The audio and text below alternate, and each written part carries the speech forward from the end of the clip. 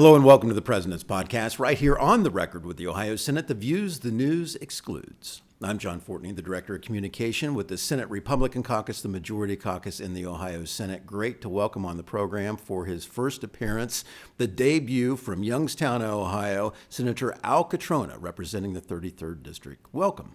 Glad to be here. Tell me a little bit about yourself. Are you a Youngstown native? Youngstown native, and I've had the opportunity to represent the Valley for 5 years now. So I originated over in the House, and I've had the pleasure now to expand my district into 3 counties, which is Mahoning, Columbiana, and Carroll County.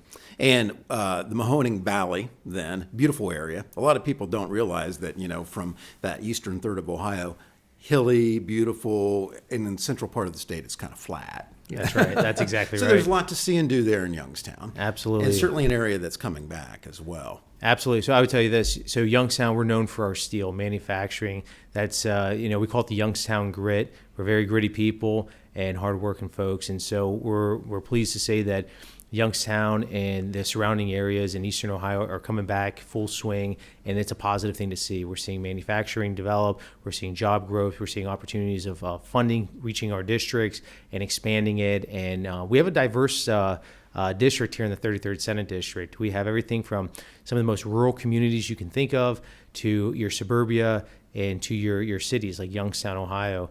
And so we're really blessed there, and I'm honored to be able to represent them. You have a great higher education university there as well, too. That's right, YSU, Youngstown State University. I'm a proud alumni from there, and it's been a blessing to have them in our backyard. Sometimes it's better just to keep it simple, and that was one of the overall messages from a bill that passed the Ohio Senate that you sponsored, Senate Bill 186, focusing on something called the success sequence. Tell me a little bit about why that was important.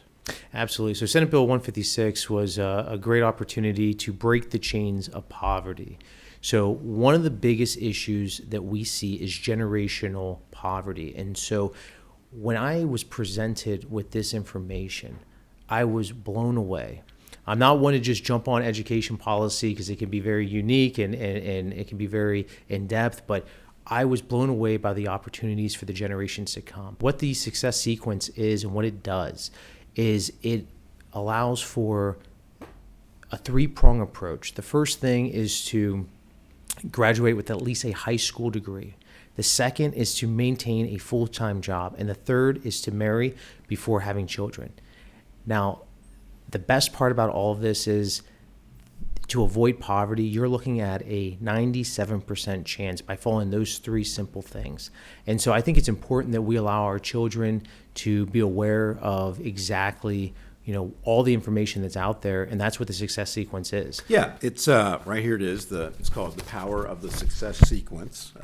Institute for Family Studies, widely quoted with the Brookings Institution and elsewhere. Talks a little bit about family background. It says low-income adults who followed the success sequence do markedly better after following all 3 steps. 94% of millennials who grew up in the bottom third of the income distribution are not poor by their mid-30s.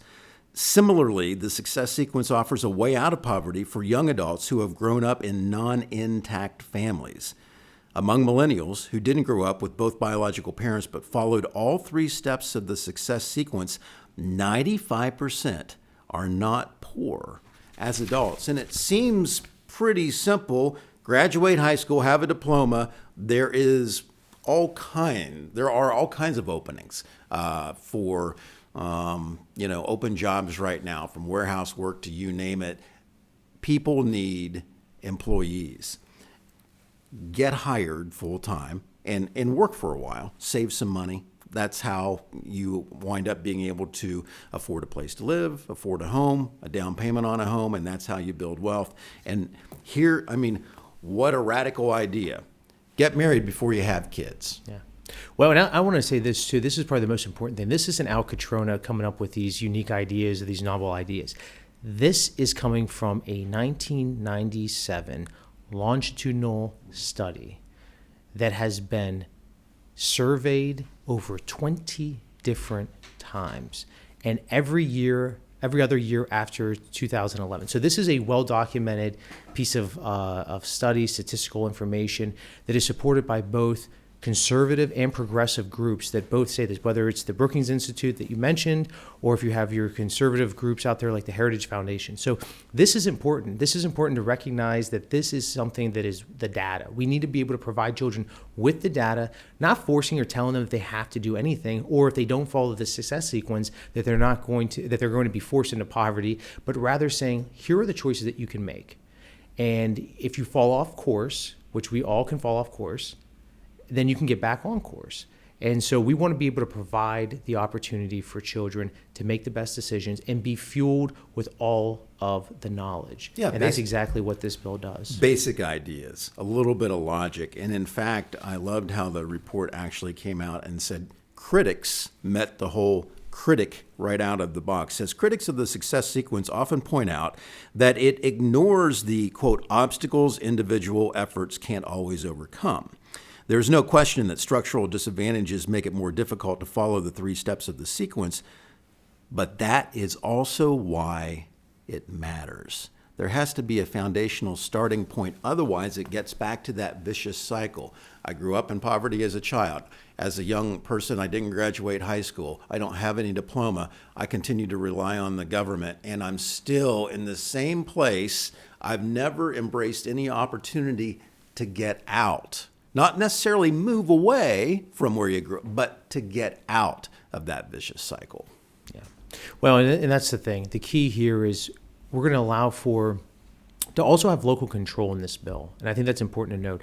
This is not the state stepping in and enforcing what the exact curriculum is going to look like. Instead, we're actually going to have teachers, educators, we're going to allow parents, school board members to come up with what exactly this curriculum will look like, and then to allow for this to be woven into existing classes. So this is an opportunity to have local control. It's an opportunity to do what's best for our children. And frankly, I think it would be completely negligent for us as a society to have all this information, all this data, and not to share it with our children. And this would apply for kids in 6th through 12th grade. Sounds like a great idea, and a very logical idea, reasonable, beyond reasonable. Yet, when it comes to the legacy media, it was like a major meltdown of, look at the Republicans trying to preach to us, telling us how to live our lives, and nothing could be further from the truth. In fact, I want you to respond just to a couple things. The summary of the Today in Ohio podcast from Cleveland.com quoted the publisher of the newspaper as saying, Chris Quinn said, "It feels like we're going to make The Handmaid's Tale the guidebook in schools eventually." And then he went on to add, the legislature is, quote, committed to the traditional old-fashioned 1950s view of what families should be teaching in schools. The Handmaid's Tale, it's a little dramatic, wouldn't you say? It is. And I find it actually appalling that a lot of the media sources out there hinge on one thing, and they're focused so solely on marriage, and they're focused on the fact that we're trying to force or we're trying to push a religion. We're not doing that at all. All we're saying is if you do all these 3 things, you reach the highest percentage of likelihood to avoid poverty. We should be embracing this.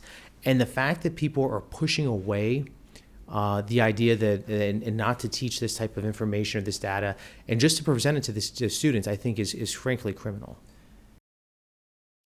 Again, after following all 3 steps, 94% of millennials who grew up in the bottom third of the income distribution are not poor by their mid-30s. And the sequence offers a way out of poverty for young adults who have grown up in those non-intact families. 95% not poor as adults. Yet, I like to call them the elitist, entitled, and always offended, right? As part of a recent editorial in the same newspaper, this was what was said. That's why the latest culture war bill marching through the State House feels so shallow and misleading. Supporters say this moral curriculum offers a roadmap out of poverty. What it really does, according to Leila Stasi, is dump the responsibility for escaping poverty onto children and their life choices, letting lawmakers off the hook as they gut the public education system meant to lift those kids up and give them a fair shot. Nothing could be further from the truth. I mean, sometimes I just want to ask, did you actually read the bill? And I would tell you this, most of them haven't. And you could clearly see it. It's a very small bill. It's only about a few pages long, so it shouldn't take them too long to read through it. But you're absolutely right. I mean, this is fear-mongering by the media and just a blatant lie about what the bill actually does. Well, I think one of the interesting things is it talks about the moral curriculum or the roadmap out of poverty, and basically says that it's up to the lawmakers to solve these problems. I thought there were individual responsibilities for people giving, yes, the government, the revised code, the education system can set standards, but when it boils down to three simple key elements of here's something just to keep in mind as you work through not only K through 12, your next step, whether it's community college, learn how to be a welder, get a certificate, or higher ed, these three things can help you achieve your individual goals. Government's not there to solve all your daily problems, is it? No, government's not there to solve every single problem that's out there. However, it's actually ironic because what the government is doing here is providing students with the opportunity to have the tools to be successful and to give them the opportunity to achieve the highest level. And so I find it's what, and it's important to also note this, that, decisions that we make in life, those are our decisions that actually will have effects. I think it's actually a bad idea to sit there and say, children, you can go out and do bad things and nothing bad will happen. That's just not reality. That's not life. And so we're creating a sense of responsibility, and we're creating people to make the right choices. And listen, I'm somebody who did not follow the success sequence, and I'm not in poverty. I think that this is a really good example of someone who, as an example of somebody that can go through the success sequence and maybe fall off the path and get back on. And so I think that that's something that people need to recognize. And that's why the statistics show that about 75% of the people that actually push the success sequence actually did not follow it, because they recognize the obstacles in which we face to get where we are today. Yeah, you can take the wrong exit in life or get off on the wrong exit, and maybe it wasn't primarily due to your decision making. But there's always time to get back on the highway. That's exactly right. So to speak. I also thought that this was very interesting, part of the report. College is not a necessity for success. Even though having a college degree is associated with many benefits in life, millennials who complete the success sequence but only have a high school education have a much lower risk of poverty as adults. Fully 95% of high school educated millennials who completed the success sequence are not poor by the time they're in their 30s. So there are a lot of things that you can do with a high school diploma. Oh, absolutely. And listen, this is what we're saying is this is the bare minimum, right? We think that the bare minimum should be to achieve at least a high school diploma. There's opportunities out there in so many different ways. And so one thing people kept referencing, and I saw this on social media, they said, well, what about financial literacy? The state needs to do something about financial literacy. Well, we did the same thing. We require financial literacy to be taught in our schools. And this actually ties directly into the financial literacy, because we can woven this into the curriculum. We can create this as an opportunity. And so I think that that's important for people to know, that we are doing things as a state that we recognize as a major concern, and things that maybe there's shortcomings, and we want to provide the knowledge base. It would also, in the long term, when people talk about reducing the cost of government, reducing bureaucracy, following these three simple steps as a recommendation, doesn't that also in the long term reduce the social cost to government? Absolutely. I mean, not only do we have a duty to humanity to allow for people to have a purpose and dignity, and to live in a society where they can produce for themselves, and I think that's what this does. But on the flip side, there is a financial cost associated when people are in poverty. It behooves everybody in the state to not be in poverty, because financially it would be a burden for the state. And so this is a really great example of pushing that out. And I'm going to note this, I was kind of shocked when I was on the Senate floor.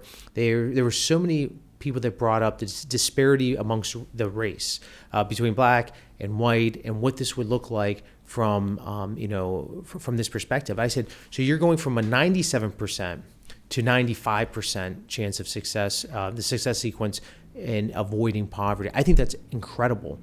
And they came up with other stats. And I said, regardless of whose stats are right or wrong, if we can help a child, we should do this.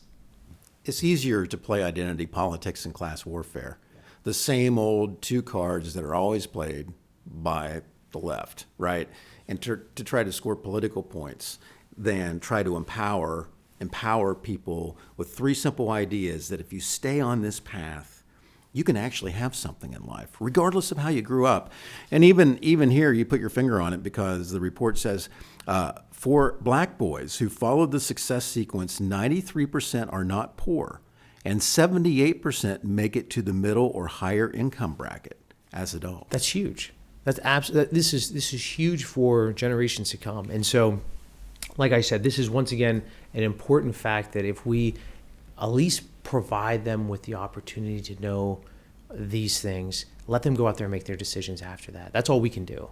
Yeah, because, what's wrong with just simply, regardless of race, background, where you came from, big city, small town, poor Appalachia, where I'm from, or inner city poor, if you have these three things in mind, it doesn't matter if you just have a little work ethic and, I hate to say it, ambition to do better, to get out of where you are. It can happen. Absolutely.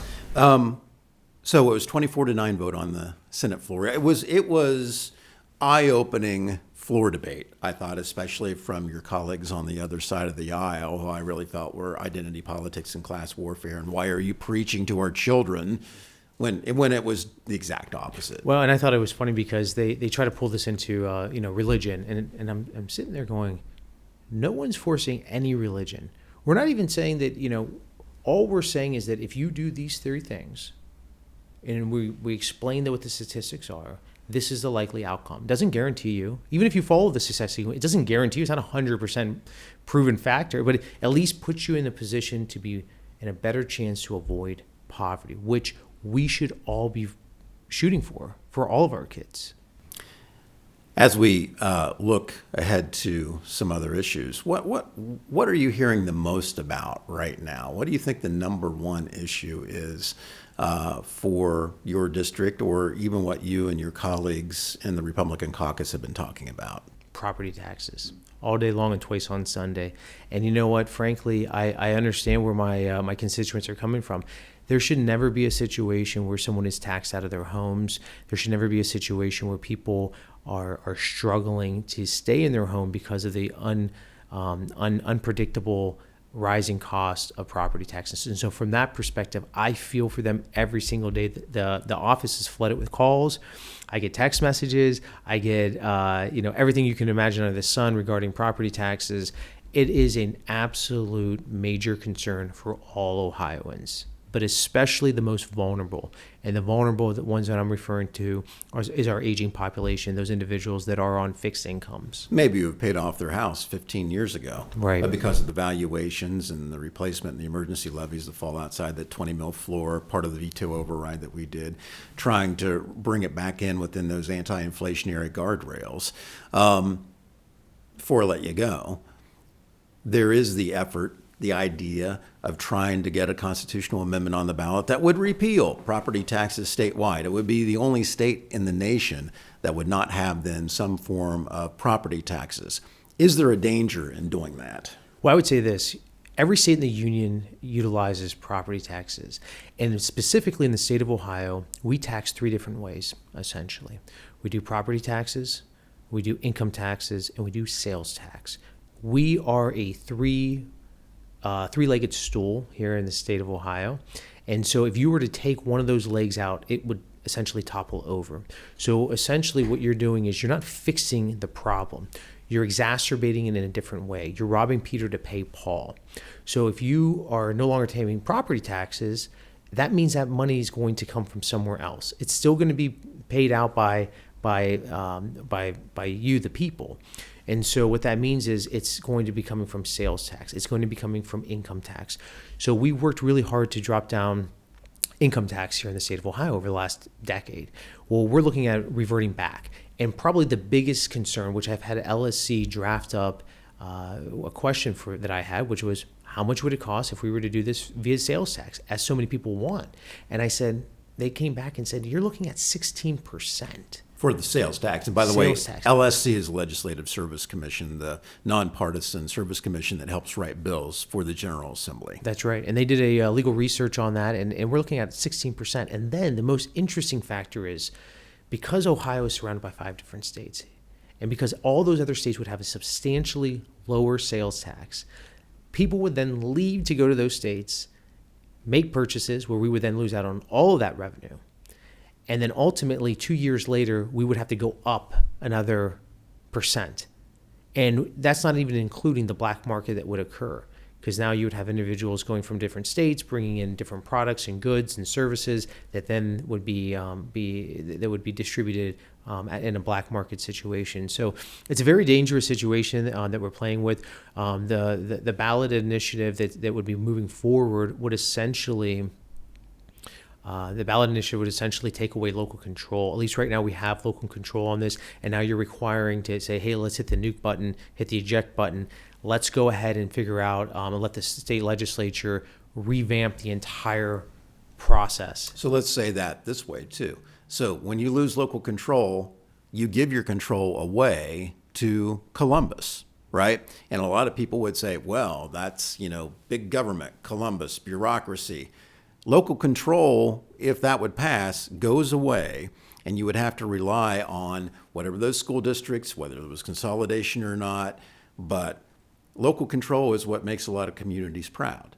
Well, and I would also say this, my big concern is when you open up Pandora's box, you never know what's going to come out. And so my concern is actually my rural communities. My concern is rural Ohio, because now you're going to have these small townships, these small counties competing against the 3 Cs. And so that becomes a very difficult situation. You're going to have every lobbying group that's out there possible. And I'm not just talking about some big pharma lobbyists. I'm talking about having every association from cities to municipalities, townships. Everybody's going to be jockeying to figure out how we fix this and what this looks like for providing these services. Because we're still going to need to be able to have law enforcement. We're still going to need to have our fire services. We're going to need all of these roads or bridges. These things still need to be paid. So we're not fixing it. That's why what we're trying to do in the legislature right now is find a comprehensive property tax reform that can go over and fix the actual root of the problem. Because if we don't fix the problem, all we're going to do is pay it out in a different way. And so that's just robbing Peter to pay Paul, and I came down here to fix the problems. State Senator Al Cutrona, Republican from the 33rd District, Youngstown, Ohio. Great perspective and insight. Great to see you. Thanks for having me. Thanks for tuning in. We'll see you soon.